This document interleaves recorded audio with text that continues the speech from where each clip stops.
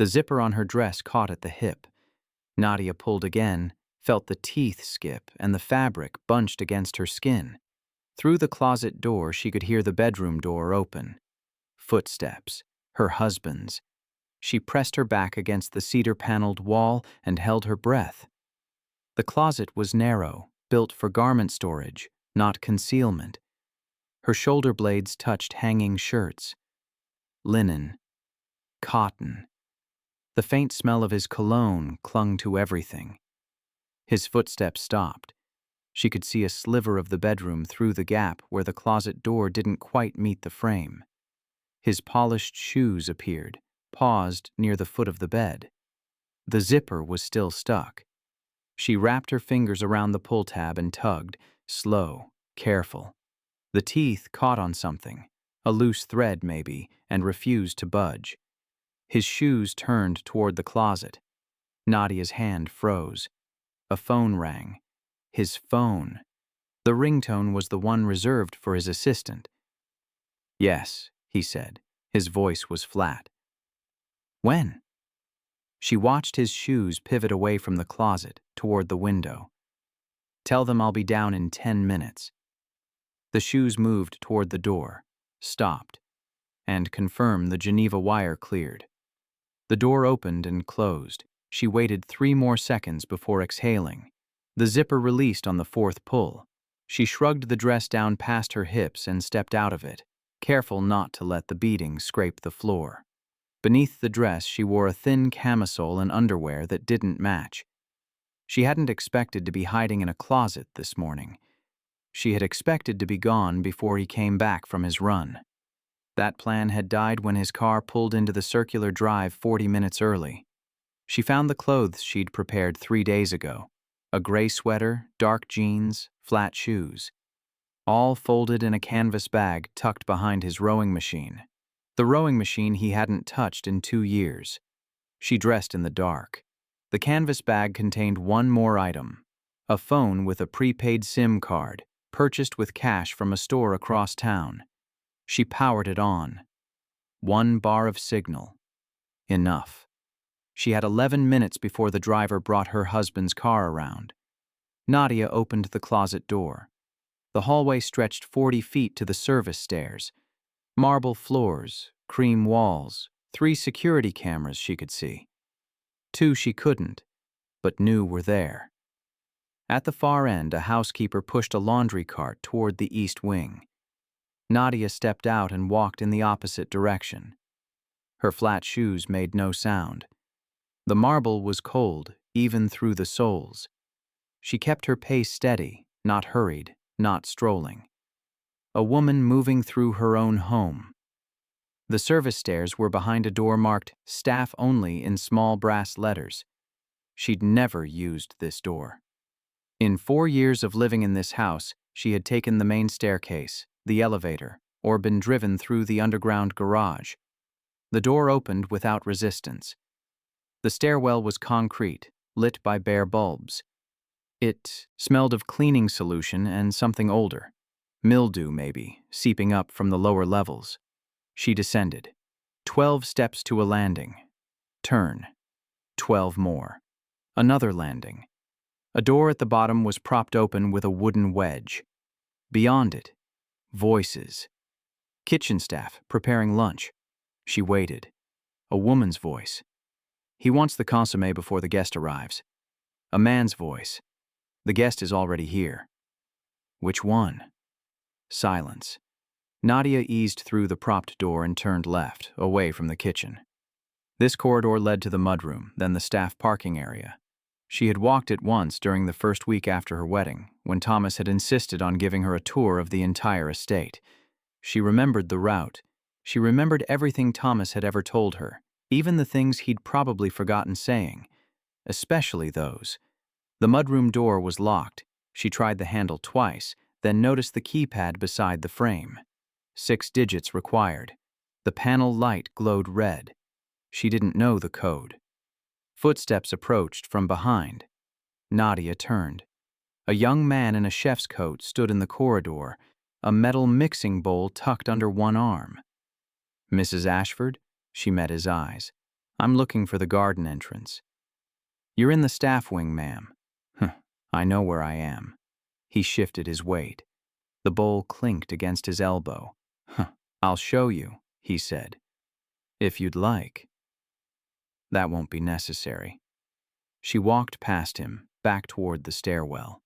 His gaze followed her. She could feel it. At the landing, she didn't turn left toward the upper floors. She turned right, through another unmarked door, into a corridor that smelled of machine oil and damp stone. The basement level was a network of passages connecting the main house to the garage, the pool house, the security office, and the guest quarters. She had never been down here. Thomas had never mentioned it. She found it 2 years ago when a contractor left blueprints on the dining room table. Fluorescent lights buzzed overhead. Pipes ran along the ceiling, wrapped in silver insulation. The floor was sealed concrete, spotted with old stains. She counted doors. 4 on the left, 3 on the right. The 5th door on the left was marked electrical. She opened it. Inside, a utility closet, barely wider than her shoulders. Breaker panels lined the walls, a stepladder leaned in the corner, and behind the breaker panels a secondary door, painted the same gray as the walls, nearly invisible unless you knew to look. She knew to look. The secondary door had no lock. She pulled it open and stepped into darkness. Her prepaid phone had a flashlight. She used it. A tunnel stretched ahead, narrow and low-ceilinged. Concrete walls, no lighting, no cameras. Built during the Cold War, according to the blueprints, when the previous owner had been convinced nuclear war was imminent. Nadia walked. The tunnel ran for 90 seconds at a brisk pace. It ended at a rusted metal door with a wheel lock, like something from a submarine. She turned the wheel. It resisted, then gave with a grinding shriek. Daylight hit her face. She stepped out onto a hillside, 300 yards from the main house. Below her, a service road wound through a stand of pine trees. At the bottom of the road, a gray sedan sat parked on the shoulder. The driver's side window rolled down. A woman's face appeared, angular, sun-damaged, mid-50s. "You're late," the woman said. Nadia checked her phone. She was 11 seconds late. "Get in." The sedan smelled of cigarette smoke and stale coffee. The woman drove with one hand, the other resting on a paper cup wedged between her thighs. "Did anyone see you?" "A kitchen worker. I diverted." The woman's eyes stayed on the road. "Name?" "I didn't ask." "Description?" "Male, early 20s, chef's coat, brown hair, short, thin build." The woman nodded once. They drove in silence for 6 miles. The road narrowed, then widened, then narrowed again. Pine trees gave way to farmland, then a small town with a single traffic light. The woman stopped at a gas station on the far side of town. "Bathrooms around back. Change into what's in the bag behind my seat. Leave your current clothes in the trash bin. Someone will collect them." Nadia found the bag. A nylon duffel, black, unremarkable. The bathroom was single occupancy, lit by a bare bulb. The lock was broken. She pushed a metal trash can against the door. Inside the duffel, a blonde wig, a pair of tortoiseshell glasses, a navy pantsuit, sensible flats, and a folder containing a driver's license, 2 credit cards, and a passport. The documents identified her as Rebecca Walsh, age 34, resident of Hartford, Connecticut. She looked at the passport photo. It was her face, but the photo had been taken from a distance and slightly out of focus. Plausible. Not perfect. She changed quickly. The pantsuit fit better than expected. The wig was itchy, secured with bobby pins and a thin elastic band. She stuffed her gray sweater, jeans, and original shoes into a plastic trash bag and dropped it in the bin. When she returned to the sedan, the woman looked her over once. "Good enough." They drove on. An hour later, they reached a private airfield. No signage, no tower, just a single runway and a cluster of metal hangars. A jet sat on the tarmac. White, mid-size, no identifying marks. The woman parked beside the nearest hangar and killed the engine. Someone will meet you in Amsterdam. Details are in the passport folder, inside flap. Nadia opened the folder. A slip of paper, handwritten. Hotel Escher, room 712. Arrive before midnight local. What then? Not my department. Nadia looked at the woman's profile. Hard lines, no hesitation, hands still on the steering wheel. You knew my mother. The woman's jaw tightened. I knew a lot of people. She mentioned you. Once. Your mother talked too much. Nadia waited. The woman turned her head. Her eyes were pale gray, almost colorless in the afternoon light. She mentioned me once, and now she's dead. Maybe there's a lesson there. Nadia held her gaze for 3 seconds, then opened the car door. The jet's interior was beige leather and dark wood.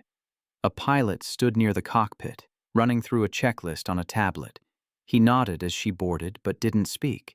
She chose a seat near the rear, facing forward. The engines started.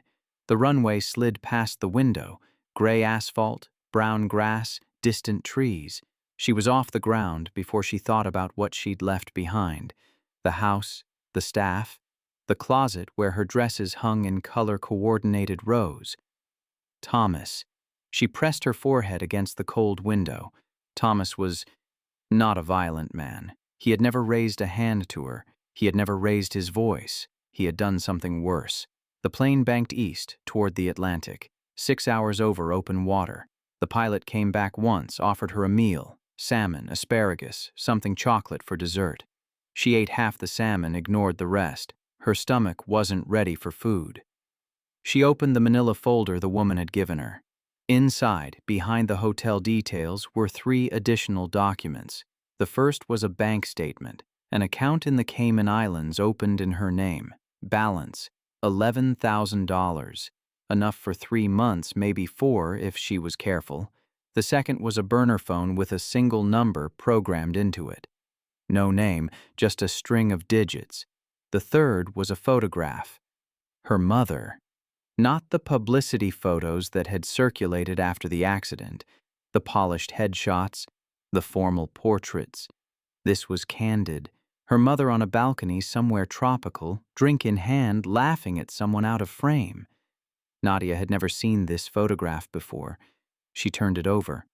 On the back, in handwriting she didn't recognize. March 2019. Cartagena. 2 months before the accident. Her mother had never mentioned Cartagena. She had never mentioned a trip, a vacation, anything that would have taken her to South America. What else hadn't she mentioned? Nadia slid the photograph back into the folder. The clouds outside the window were pink with sunset. She closed her eyes. She dreamed of the closet. Not the closet in Thomas's house, her mother's closet from the house where she'd grown up. Smaller, older, smelling of cedar and mothballs and the particular perfume her mother had worn for 30 years. In the dream, she was a child. 6, maybe 7. She was hiding. Someone was looking for her. Footsteps in the hallway, a voice calling her name. She pressed her back against the hanging clothes, against dresses that brushed her face, against the smell of her mother. The footsteps stopped outside the closet door. The door opened. Light flooded in, but the face looking down at her wasn't her mother's. It was Thomas's.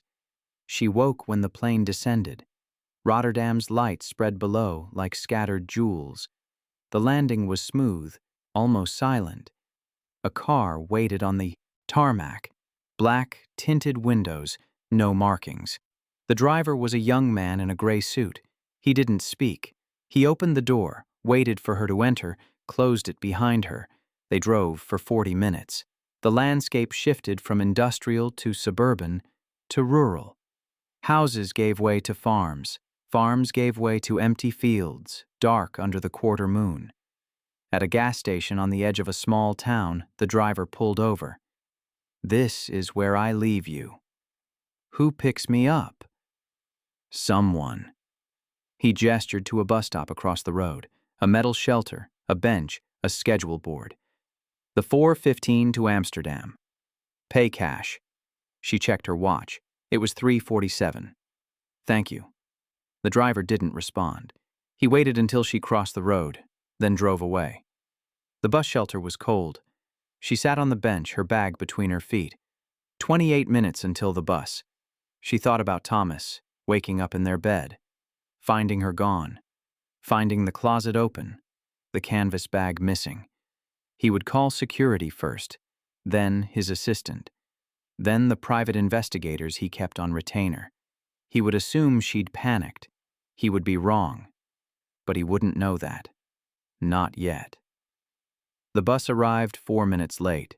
She paid in cash, found a seat near the back, and watched the Netherlands slide past in the darkness. The hotel room in Amsterdam smelled of bleach and old smoke. Nadia locked the door, secured the chain, and walked to the window. The view was an air shaft. Brick walls, fire escapes, a narrow strip of gray sky. It was 11:47 p.m. She set the duffel bag on the single bed and removed the wig. Her scalp ached. The bobby pins had left small indentations along her hairline. The prepaid phone buzzed, a text message from an unsaved number. Lobby bar. 20 minutes. She looked at her reflection in the darkened window. The tortoiseshell glasses were still on. The navy pantsuit was wrinkled from the flight. She didn't have 20 minutes worth of energy. She had it anyway. The lobby bar was nearly empty. 2 men at a corner table, an elderly woman reading a newspaper, a bartender polishing glasses. A man sat at the far end of the bar, his back to the entrance. Dark suit, silver hair, a tumbler of something amber in front of him. Nadia took the stool beside him. The man didn't turn. You made good time. She didn't respond.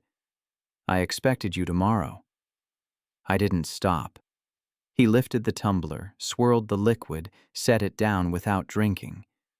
Thomas knows you're gone. She kept her face still. His security team flagged your absence at 2 p.m. your time. They've already traced you to the private airfield. How?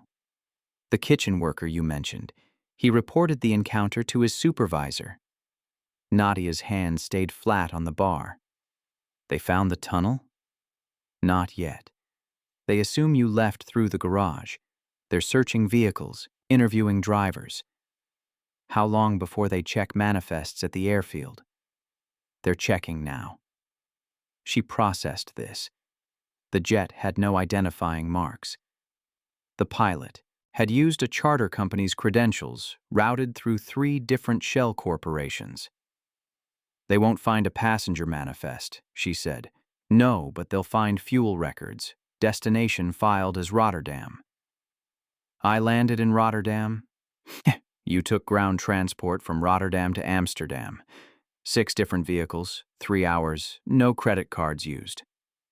The man turned his head slightly. His profile was sharp, precise. You were well trained. My mother was thorough. Your mother was paranoid. It served her well until it didn't. He signaled to the bartender. Another tumbler of amber liquid appeared. I knew your mother for 22 years. We worked together before she left the organization, before she decided to go legitimate. Legitimate. Her word, not mine. She wanted out. She wanted to build something, land, resources, a legacy for you. He sipped his drink. She almost made it. Almost. She got too close. Victor Sørensen doesn't tolerate people who get close. The name landed in the space between them. Who is Victor Sørensen? The man set down his glass. That's what the photographs will tell you. He reached into his jacket and produced a manila envelope, which he slid across the bar. What you asked for. Nadia didn't touch it. Open it. She broke the seal. Inside, a stack of photographs, 8 by 10, printed on matte paper. The first image showed a conference room, long table, leather chairs, floor-to-ceiling windows overlooking a city she didn't recognize. The second image was closer. She could make out the faces of the men seated at the table. 4 of them, all in suits. The third image focused on one man, Thomas, her husband. He was leaning forward, speaking to someone out of frame, his expression intent. The fourth image pulled back. The person Thomas was speaking to came into view. Nadia stopped breathing. When was this taken? 3 weeks before your wedding. She stared at the image. The man Thomas was speaking to. She knew that face. Everyone knew that face. He told me he'd never met him. He lied. She turned to the next photograph. A document photographed at an angle. A contract. Thomas's signature at the bottom. What is this? A development agreement. 43,000 acres in the Southern Highlands. Mining rights, mineral extraction, infrastructure contracts. My mother's land. Your mother's land. Transferred to your husband's holding company 6 days before her accident. Nadia's throat closed. She forced herself to turn to the next photograph. Another document, a wire transfer confirmation. The amount made her vision blur. She never sold that land. No, she didn't. Then how? The man lifted his tumbler and finally drank. The amber liquid caught the light. Your mother signed a power of attorney, 3 months before her death. The signature was notarized by a man named Gerald Finch. Gerald was her personal attorney. Gerald was on your husband's payroll, has been for 12 years.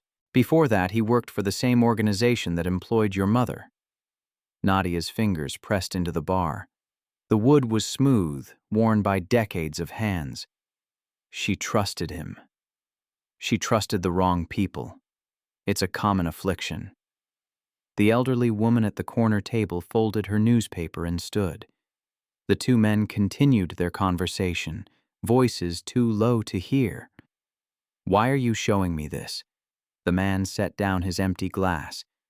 Because Thomas Ashford isn't just your husband. He's a conduit. Money flows through him. Money connected to a dozen governments, 100 shell companies, and one man who has spent 30 years consolidating power in the shadows. He turned to face her fully. His eyes were dark, almost black in the dim light. Your mother was gathering evidence against that man. She was 2 weeks from going public when her car went off a cliff. Nadia's jaw tightened. That wasn't an accident. No. And Thomas knew. Thomas arranged it. She walked back to her room without remembering the journey.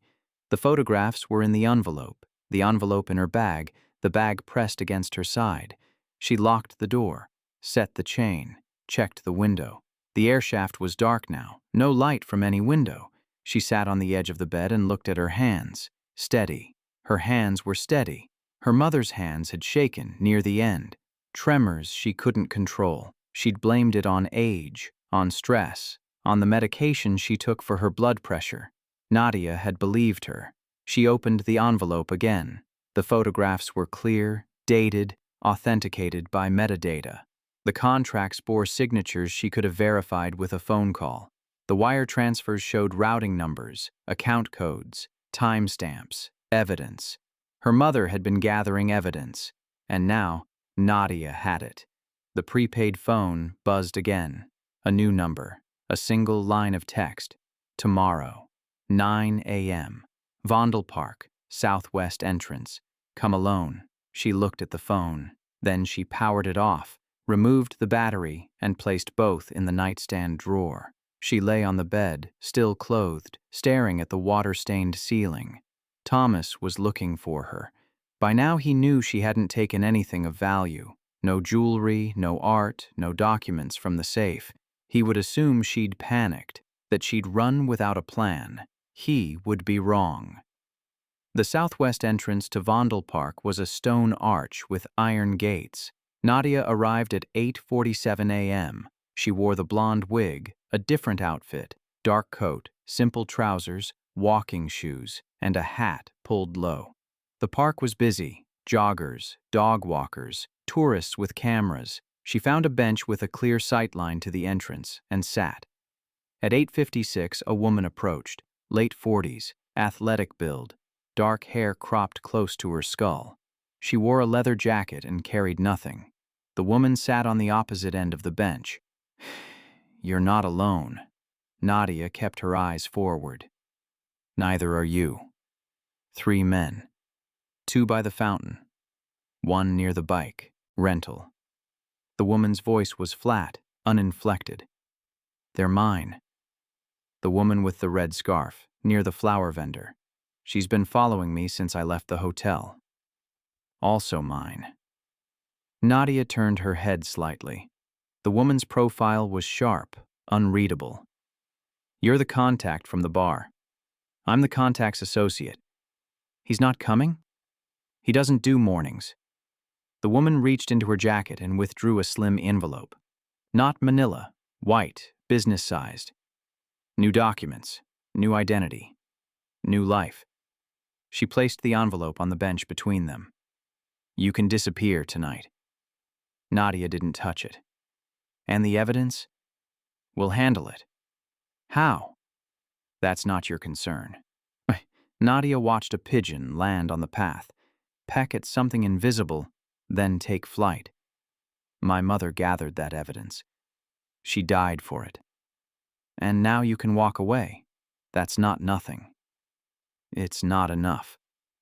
The woman's jaw tightened. "The man your husband works for has resources you can't imagine. Reach. Influence. He's survived exposure before. He'll survive it again unless—" She stopped. "Unless what?" "Unless someone on the inside dismantles the network before the evidence goes public." Nadia turned to face her. "Someone like me? You're his wife. You have access to his home, his files, his associates.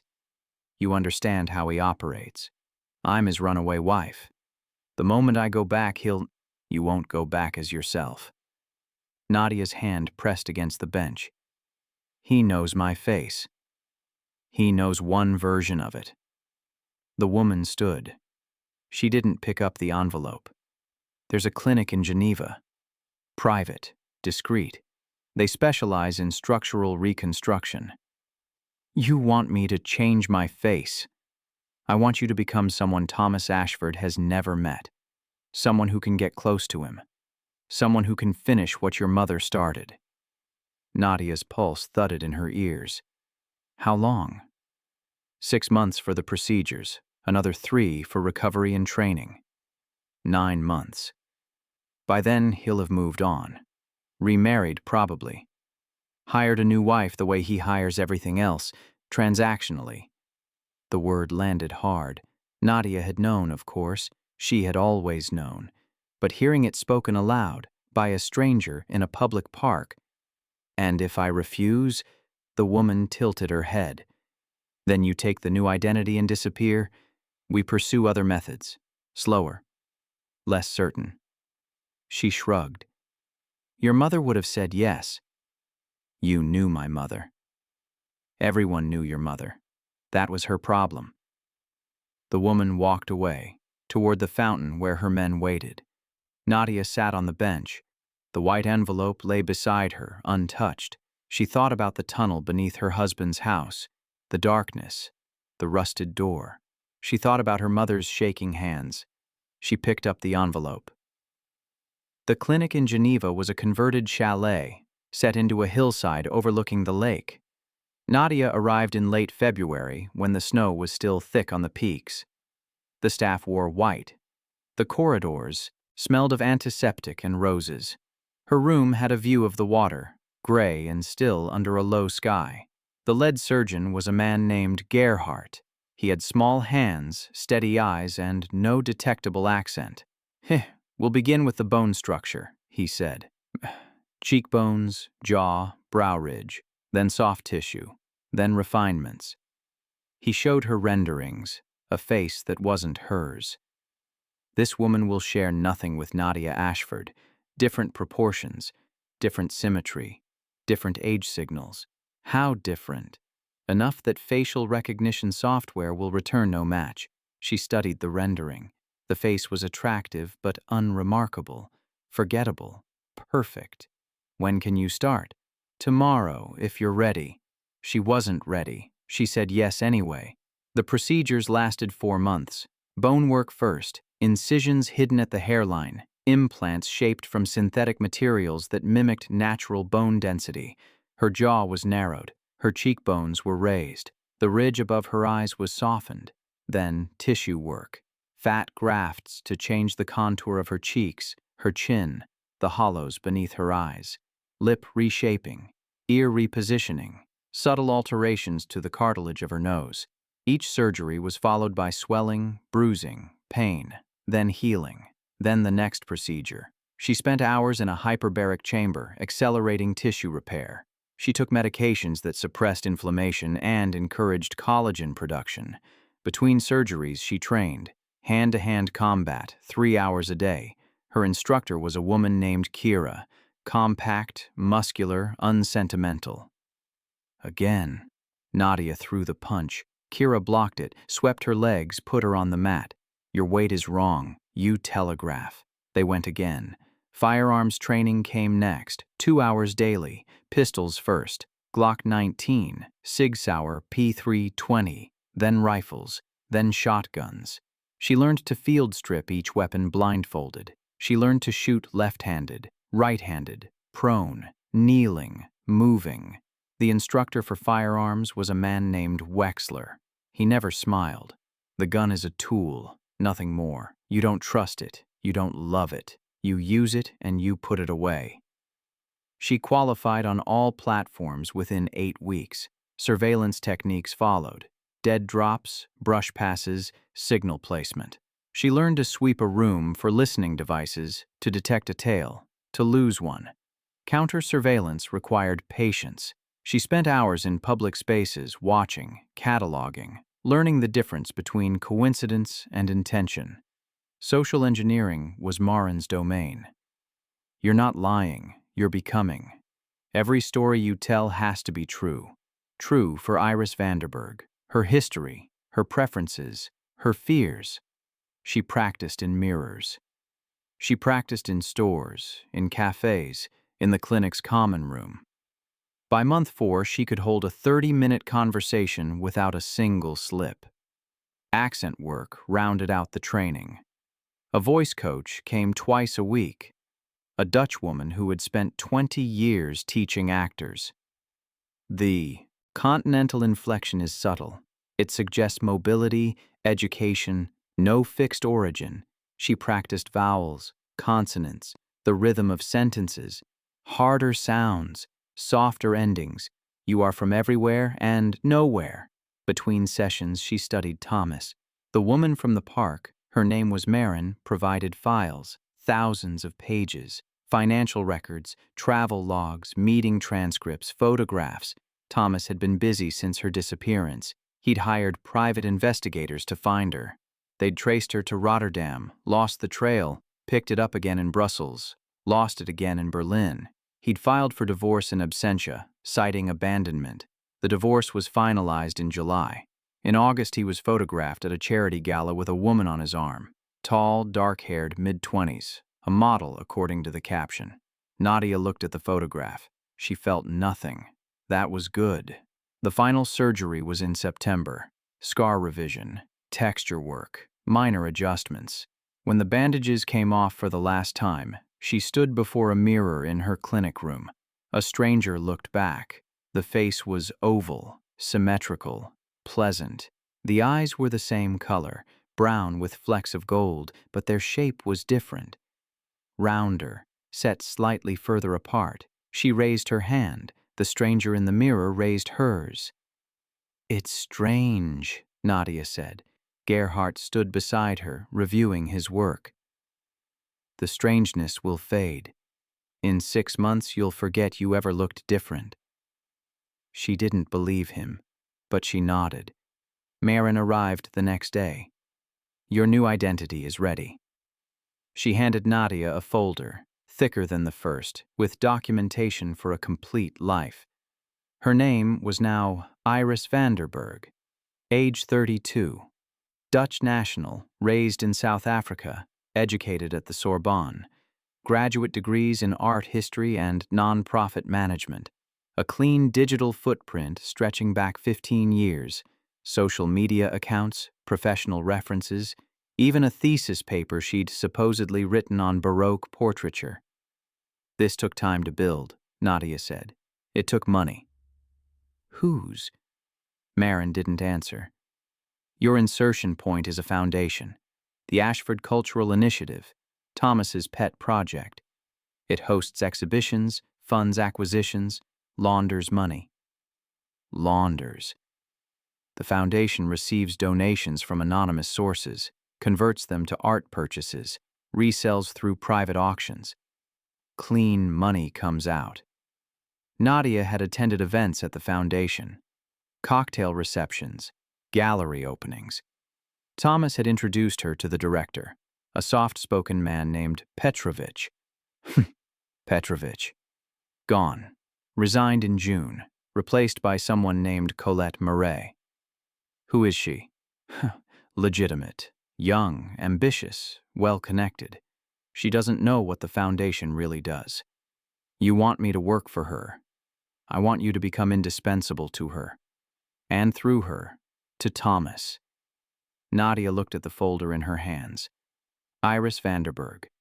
A stranger's name for a stranger's face. When do I start? The Ashford Cultural Initiative occupied a limestone building in the center of the city's museum district. Nadia, Iris now, arrived on a Monday morning in early October. The lobby was marble and glass, with a security desk staffed by 2 guards in dark suits. She gave her name. The guard checked a list, made a call, directed her to the 3rd floor. The elevator was mirrored. She watched herself rise. The blonde hair she'd kept, the tortoiseshell glasses she no longer needed, the tailored gray dress Marin had selected. Iris Vanderberg. Calm, competent, forgettable. Colette Murray was 38, French-Algerian, with close-cropped curls and a handshake that lasted exactly 2 seconds. Your references are impressive. Thank you. The position is demanding. Long hours, significant travel. Direct interaction with donors. I understand. Colette studied her. You worked at the Van Elst Foundation for 4 years. Why leave? The work had become routine. I wanted a new challenge. The Van Elst is hardly routine. It was for me. Colette's mouth twitched, not quite a smile. You're confident. I'm accurate. The twitch became a full smile. When can you start? The first 3 months were administrative. Donor databases, exhibition schedules, grant proposals. She learned the building, the staff, the rhythms of the foundation's work. She learned which doors required keycard access and which were propped open by employees who smoked in the stairwell. She learned that the basement archive, listed on the building plans as storage, was actually a secured vault accessible only by biometric scan. She learned that Thomas visited monthly, always on the 2nd Thursday, always alone. She waited. In January, he came. She was standing in the main gallery, reviewing placement notes for an upcoming exhibition when the security team swept through. 4 men, plain suits, earpieces. They checked sight lines, checked exits, spoke into their wrists. Then Thomas walked in. He was thinner than she remembered. His hair was grayer. His gait was the same, controlled, deliberate. Colette greeted him near the entrance. They spoke quietly. He nodded. Then he turned and his eyes swept the room. They passed over her without pause. She kept her face neutral, her hands steady, her breath even. He walked toward the far end of the gallery, Colette beside him, security trailing. He didn't look back. The following week, she made herself visible. She positioned herself in meetings where Thomas would be present. She took notes. She answered questions when Colette directed them to her. She provided context on donors, exhibitions, logistics. Thomas noticed. He noticed everything. Who's the new one? She overheard him ask Colette after a board presentation. Iris Vanderberg. We brought her on in October. Art history, nonprofit management. Sharp. Keep her. That was all. 2 words. But those 2 words meant access. By March, she was attending private dinners, small gatherings, 8 people, 10 at most. Donors, board members, partners. Thomas sat at the head of the table. Nadia sat wherever Colette placed her, usually near the middle, always within earshot. She listened, she memorized, she cataloged. The donors talked about money, investments, returns, acquisitions. The partners talked about opportunities, markets, connections, leverage. Thomas talked least of all. He asked questions. He watched. He controlled the rhythm of the conversation without appearing to lead it. She recognized the technique. Her mother had used it. After one such dinner, Thomas approached her. "Iris," she turned. "Mr. Ashford. Your background is unusual. The Sorbonne, South Africa, the Van Elst. That's quite a journey. Huh. I go where the work is." "Do you?" His eyes stayed on hers. They were the same eyes she had looked into on her wedding day. The same eyes that had watched her across the breakfast table for 4 years. They showed no recognition. "I appreciate your contributions. Colette speaks highly of you." "I appreciate the opportunity." He nodded once and turned away. She exhaled after he left the room. In April, she gained access to his personal files. Colette was traveling, a donor meeting in Hong Kong. She left Nadia in charge of preparations for the spring gala. "Thomas will need the donor briefs by Friday. His office is on the 5th floor. He'll give you the access code." The access code was 6 digits. Nadia memorized it the first time Thomas spoke it aloud.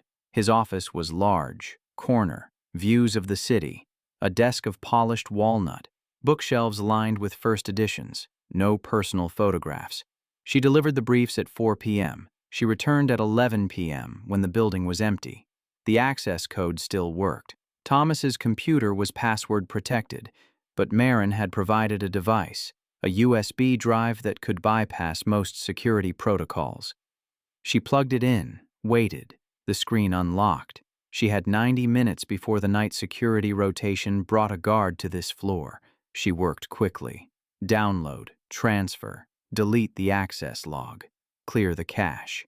The files covered 3 years of correspondence, financial projections, and meeting notes. She didn't read them then. She copied them, stored them on an encrypted drive the size of a fingernail, and slipped out the way she'd come. It took 6 more months. She worked her way closer to Colette, made herself useful, anticipated needs before they were spoken. By summer, she was attending donor meetings. By fall, she was drafting correspondence for Thomas himself. Briefing documents, talking points, background files. He still didn't recognize her. Each time he visited, she was present. Each time, his eyes passed over her like she was furniture. The face Gerhardt had given her was invisible to him. In November, she found the files. The vault in the basement contained more than art. It contained documentation, physical documentation, too sensitive, for digital storage. Getting in required preparation. She observed the security rotation for 3 weeks. The basement guard took a bathroom break at 2:17 a.m. every night for exactly 8 minutes. The biometric scanner logged every entry but didn't transmit in real time. It uploaded to the security server once per hour at the top of the hour. If she entered at 2:20 and exited by 2:55, her access wouldn't be logged until the guard was back at his post, oblivious. On the night she chose, rain hammered the skylights. The building was empty except for the guards. She used a stairwell service door she'd propped open earlier that day. The basement corridor was dim, emergency lighting only. She moved quickly, her flat shoes silent on the concrete. The biometric scanner was beside the vault door. She pressed her thumb to the pad. Access granted. Marin had cloned the fingerprint of a board member during a handshake at a gala. The technology was expensive, illegal in most jurisdictions. It worked. The vault door was heavy, reinforced steel. It swung open on silent hinges. Inside, rows of filing cabinets, climate-controlled, organized by year. A table in the center, empty. No cameras. The board had insisted on privacy for the most sensitive materials. She pulled the first drawer, account ledgers. She photographed each page with the pen device. Second drawer, transfer records, wire confirmations, dates, amounts, routing numbers. Third drawer, correspondence, letters, memos, handwritten notes, and photographs. She stopped at the fourth image. Her mother, sitting at a conference table. Thomas across from her. Two other men she didn't recognize. The date stamp read, April 2019. 1 month before the accident. Her hands trembled. She forced them steady. She photographed everything, every document, every image, every scrap of paper in the vault. When she finished, she had 92 minutes of material on the device. She checked her watch. 2:48 a.m. 7 minutes to exit. She closed the drawers. Checked the floor for any sign of disturbance. Pulled the vault door shut. The corridor was still empty. She retraced her route. Basement, stairwell, service door. The rain had stopped. The city was quiet. When she emerged, the security guard at the desk was watching a football match on his phone. He didn't look up. She delivered the files to Marin 2 days later. They met in a parking garage, underground, concrete walls, fluorescent lights. Marin reviewed the photographs on a tablet. This is enough. Enough for what? Exposure. Prosecution. Destruction. Of Thomas? Marin shook her head. Thomas is a functionary. This takes down the man behind him. Who? Marin turned the tablet. A photograph filled the screen. The same man from the images she'd seen in Amsterdam. The one Thomas had met 3 weeks before their wedding. His name is Victor Sørensen. Danish national. Based in Singapore. Controls a network of holding companies spanning 43 countries. Nadia stared at the photograph. He ordered my mother killed. He ordered a lot of things. Your mother was one of many. And now? Now we wait. The documents need to be verified, distributed, coordinated. When it goes public, it goes everywhere at once. Press, prosecutors, regulatory bodies. How long? 3 weeks, maybe 4. Nadia nodded. And me? Marin looked at her. That depends. On what? On whether you want to disappear or whether you want to watch.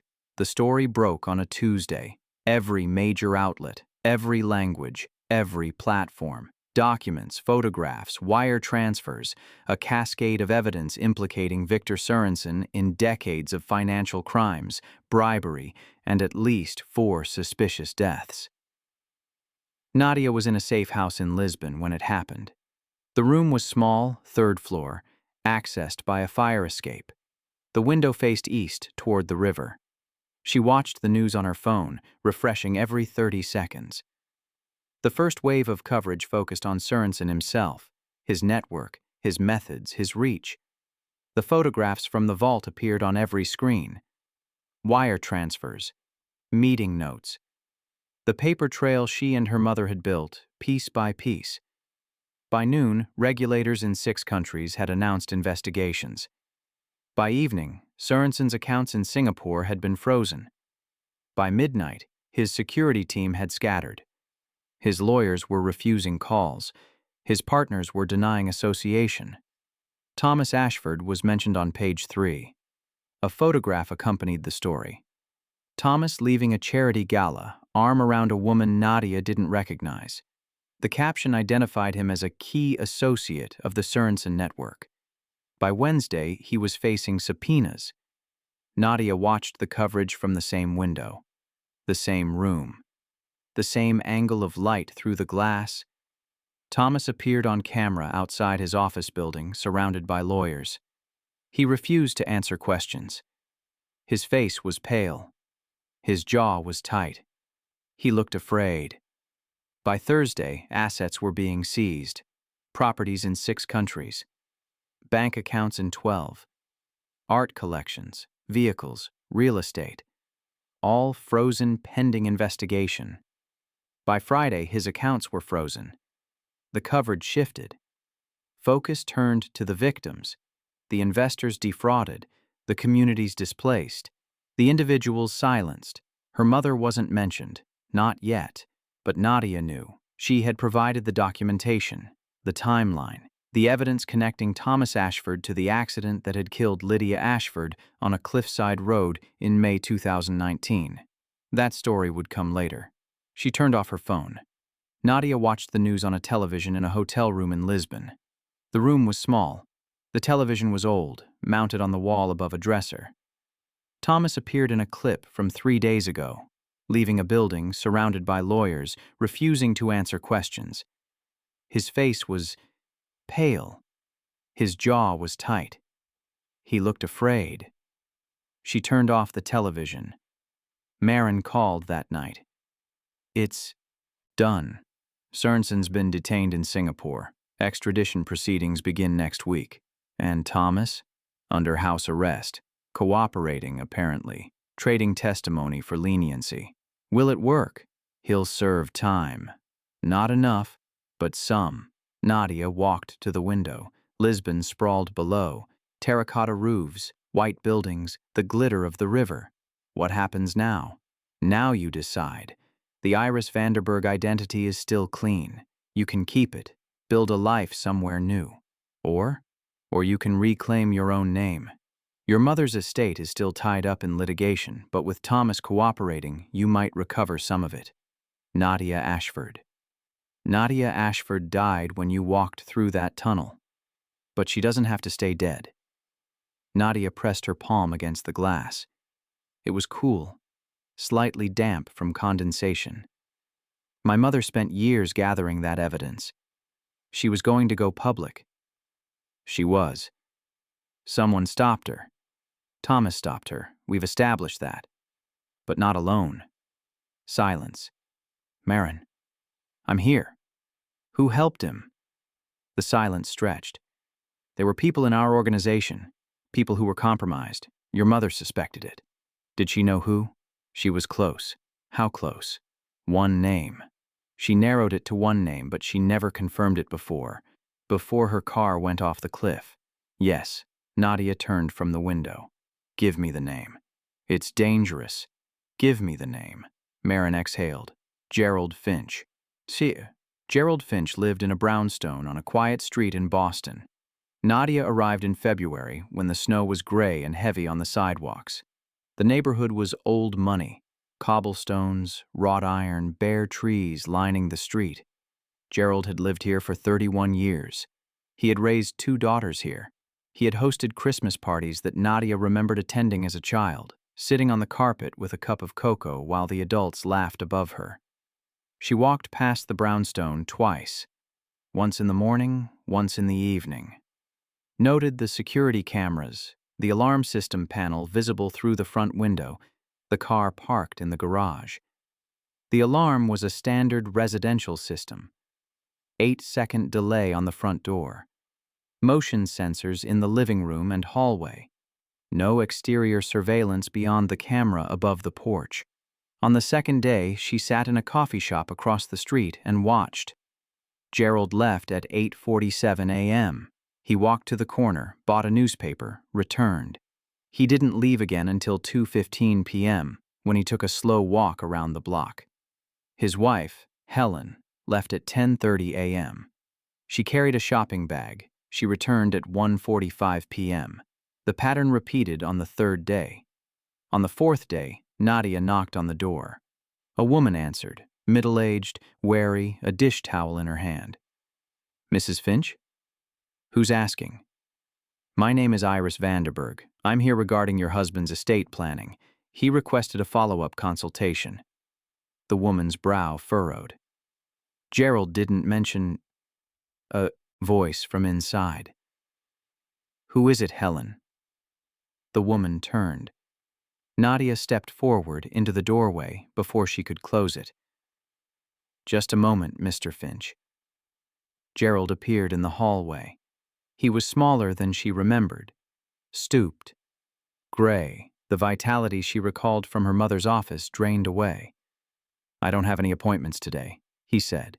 "This won't take long." She walked past Helen into the house. The living room was cluttered. Books, newspapers, a grandfather clock that had stopped at 4:17. Gerald stood near the window. His hands trembled.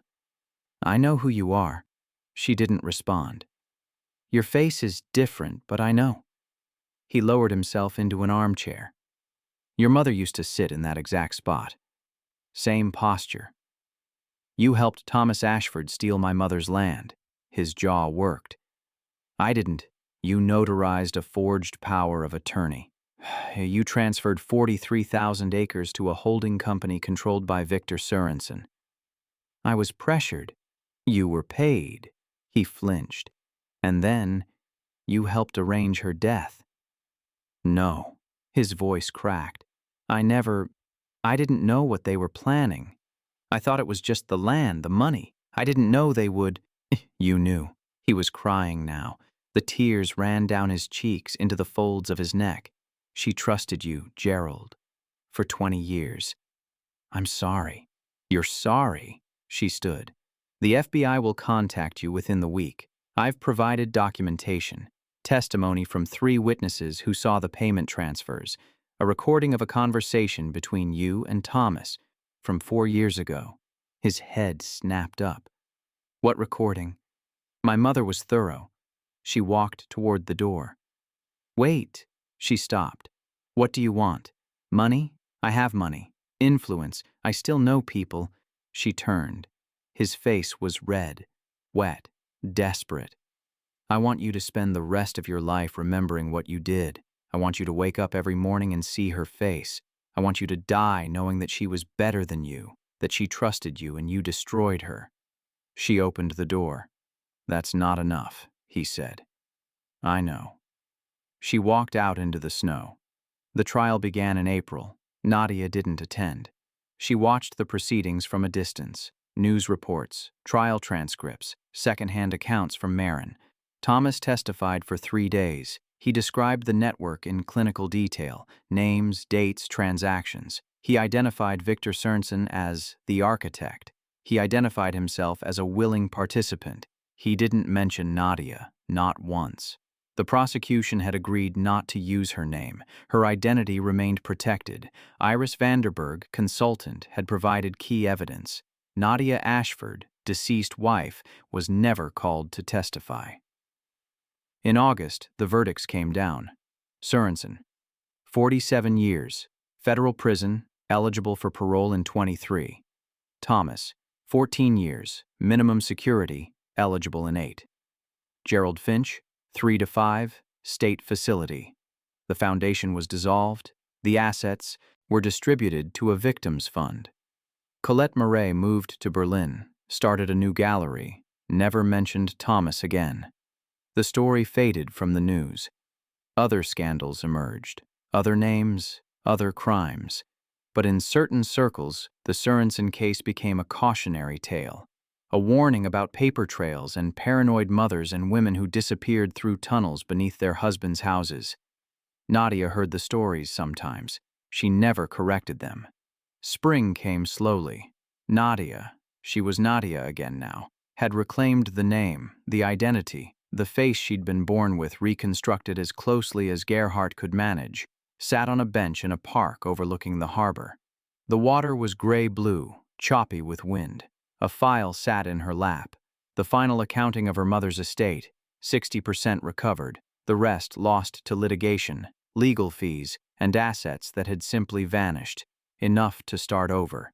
The sun broke through the clouds, sudden and warm. She closed the file. Behind her, footsteps on gravel. Marin appeared holding 2 paper cups. Coffee. Nadia took one. "Gerald Finch is cooperating. He'll serve 3 to 5 years, maybe less with good behavior." "Less than he deserves." "Always is." They drank in silence. "Thomas's trial starts next month. They want you to testify." "I know." "Will you?" Nadia watched a sailboat tack across the harbor, its white canvas snapping in the wind. "My mother spent her whole life gathering evidence, documenting crimes, building cases, and in the end someone forged her signature and pushed her off a cliff." She turned to Marin. I'm done gathering evidence. I'm done building cases. I've done what she couldn't. You've done more than that. It doesn't feel like enough. Marin set down her cup. It's never enough. That's the nature of justice. It's always partial, always incomplete. You exposed a network that's been operating for 30 years. You put men in prison who thought they were untouchable. You recovered your mother's legacy. Part of it. The important part. Nadia looked at her. What happens to you now? Marin shrugged. There's always another network. Another man who thinks he's above the law. You'll keep going. Until I can't. She stood. Take care of yourself, Nadia. Your mother would be proud of what you've done. She walked away, her footsteps fading on the gravel path. Nadia sat on the bench. The wind picked up. The sailboat disappeared around the point. She finished her coffee, cold now, and stood. The apartment was small. 2 rooms, a kitchenette, a view of a brick wall. She didn't mind. She unpacked slowly. Clothes in the dresser, books on the shelf, the manila envelope from Amsterdam, still containing the original photographs, tucked into a drawer beside her bed. On the nightstand, a photograph she'd retrieved from storage. Her mother, age 40, standing in a garden. Sunlight in her hair. A rare smile. Nadia touched the frame. I finished it, she said. The photograph didn't answer. She hadn't expected it to. For the first week, she didn't know what to do with herself. She woke early, made coffee, stood at the window watching the brick wall. She went to a bookstore and bought 3 novels she'd been meaning to read. She walked along the river, through parks, past cafes where people sat in the afternoon sun. She waited for something to happen. Nothing happened. The second week was harder. The adrenaline had faded. The purpose that had driven her for 2 years, the investigation, the infiltration, the exposure, had evaporated. She had done what she set out to do. Now she had to figure out what came next. On the 18th day, she received a letter. No return address. Postmarked from a city she didn't recognize. Inside, a single sheet of paper, handwritten. Lydia would be proud. M. She read the letter 3 times. Then she folded it, placed it in the drawer beside her mother's photograph, and went for a walk. In the closet, she changed clothes quietly. The gray sweater, the dark jeans, the flat shoes. The same outfit she'd worn the day she walked through the tunnel and left her life behind. She looked at herself in the mirror on the closet door. The face was almost the same. Almost. Gerhardt had done his best, but some things couldn't be fully restored. The proportions were slightly off. The eyes were the same color but not quite the same shape. There was a faint scar at her hairline, barely visible from the first surgery.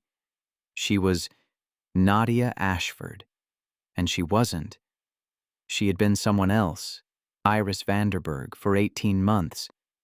She had walked through Thomas's world wearing a different face, speaking with a different voice. She had watched him eat, work, sleep, talk. She had watched him fail. And now she was here, in a small apartment in a city where no one knew her name, wearing the clothes she'd worn on the day she escaped. She closed the closet door. Through the window, she could see the first light of morning. The brick wall was turning gray, then orange, then gold. She had no meetings, no obligations, no one waiting. For the first time in 2 years, she had nothing but time. She put on her shoes. In the morning, she would start again. If you enjoyed this story, subscribe to Mr. Douglas Tales, where powerful stories unfold one moment at a time.